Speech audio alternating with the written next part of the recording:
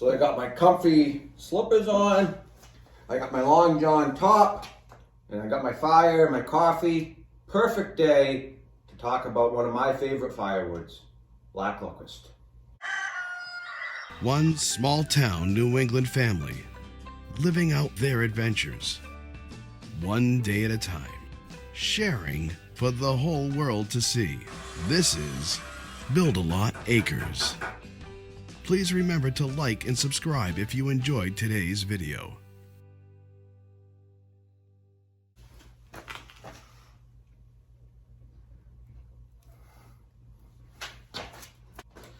Alright, so I guess we should start off with some of the reasonings behind these recent videos. So the general idea is to try to get very involved and information-filled videos out on different types of firewood. I do have videos out on the channel that are more general regarding multiple types of firewood, what I recommend, but it's hard to get a lot of information on multiple types of firewood in one video without it getting exceedingly long and unwatchable by a lot of people. So if someone wants to learn about just one type of firewood, then they can easily click on my black birch video, my red oak, black locust, etc. So that's the point of these videos. So without further ado, let's get into it. Alright, so BTUs, that's going to be a debatable topic for black locust. For some reason, charts for black locust are all over the place.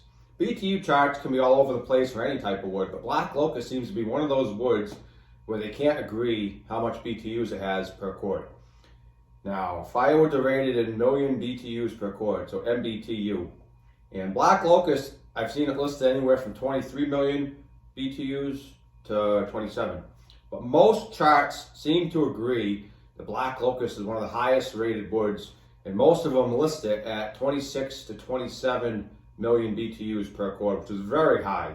That's going to beat out your hickories, your red and white oaks, your sugar maples, your black birches. Pretty much the only real woods that are going to be able to compete with black locust as far as BTUs go is going to be like an Osage orange or hedge, and then maybe some of your fruit woods like apples, pears, those kind of woods. And a lot of those trees don't get very big, so it's really hard to use them for firewood. They're usually more specialty woods for smoking and whatnot.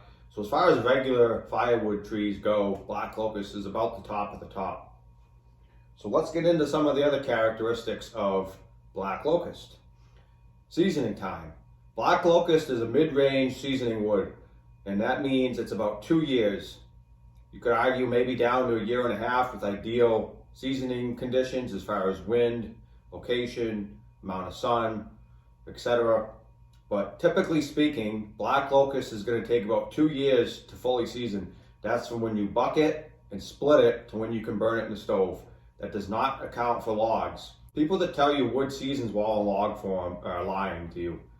Yes, it might season a slight amount and lose a little bit of moisture, but generally speaking, it really doesn't start seasoning until you split it open. That's when all the moisture can escape and get out. So locust has a few characteristics that really differentiate it from other types of wood. So the first differentiating factor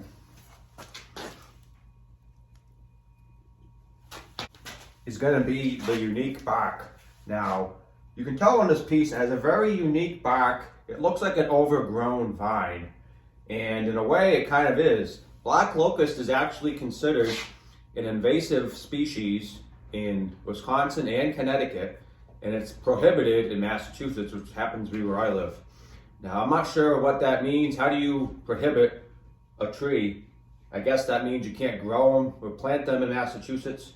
I don't know if that means you can't transport firewood that's black locust into the state, but it seems silly to say you're going to prohibit a certain tree. But they did do it in Massachusetts.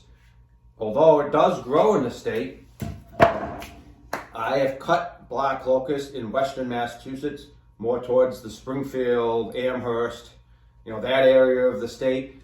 And I know it also grows in the northern central part of the state, as far as, the Fitchburg, Leominster, that sort of area going up towards New Hampshire. And I'm sure there's other parts of the state that it grows as well. So it may be prohibited, but that doesn't mean it doesn't grow here and people don't cut it down for firewood. And I know it's also pretty common in Pennsylvania, New York, Connecticut, Ohio. I'm sure there's a lot of states where they have black locust and people are familiar with it. But it's also one of those firewoods where a lot of people are not familiar with it and they've really never heard of it. So this would be a good video for people that don't really know a lot about black locust and want to learn more about it. All right, so like I said, the bark is very unique. It almost looks like a spider web kind of design. Like I said, it's kind of an overgrown vine. It tends to grow along highways. A lot of times it will grow in kind of industrial areas. So another unique fact about black locust is that it grows very fast. If you look at the growth rings, they're pretty far apart. So each year it grows a lot more than some of your other hardwood trees, which means that you can process it into firewood a lot quicker than hardwood trees. So that's a good thing. But it's also can be considered negative, and it may be why it's considered an invasive species. It may grow so fast that it overtakes areas, it overtakes and kills off other trees around it. So, I mean, it's kind of a hit or miss. For firewood purposes, it's good, but in general, it could be considered not good. Depends how you look at it. So I would say black locust, along with Osage orange or hedge, are both very rot-resistant woods that were commonly used for things like fence posts and garden bed retaining sides and different things like that. There's black locust posts that were in the ground for 30 years. People pull them up and they're still rock solid, where 90% of hardwoods would be turned to dirt by that point. They'd be totally rotten out. So back in the colonial times, they actually used black locust a lot for buildings, fences, things like that, because they knew it was rot resistant, it would last a long time. And obviously back then in the 1600s, they did not have, preservatives in their woods to make them pressure treated like they do now. So they had to find naturally rot resistant woods like cedars, black locust, hedge, etc. So let's next talk about the coaling properties and burning properties. So out of the woods that I've burned, I would say black locust has amongst the best coaling properties. How long it lasts in the fireplace and how long the coals stay hot. I would say piece for piece, you get quite a bit extra time over, say, a red oak or a sugar maple. I would say the only wood that's really comparable that I've burned is maybe like a shagbark hickory or something like that. But the black locust lasts a long time. The coals stay hot for a long time, and it burns down to a pretty fine powder. So it's a great wood to burn, and I think it's an excellent choice for a lot of people. Now, as far as size goes, I've seen some huge black locusts. There actually happens to be one near where I work that's 5.5 feet across.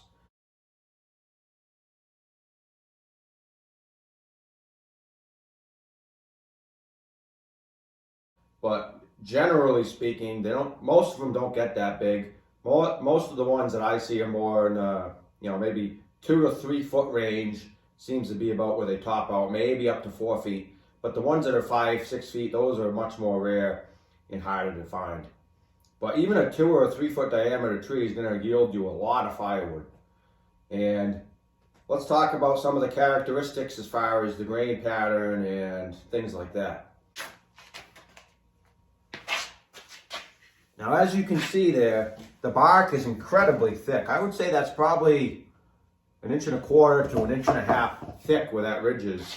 So the bark accounts for a good portion of the wood. Now, a lot of people will take the bark off when they sell black locust as firewood, so you're losing a lot of the volume of the wood. I personally don't bother going through that trouble. I throw it in the wood stove with the bark on it. It doesn't seem to make any kind of a difference. It would probably hold a little more moisture, but it burns fine.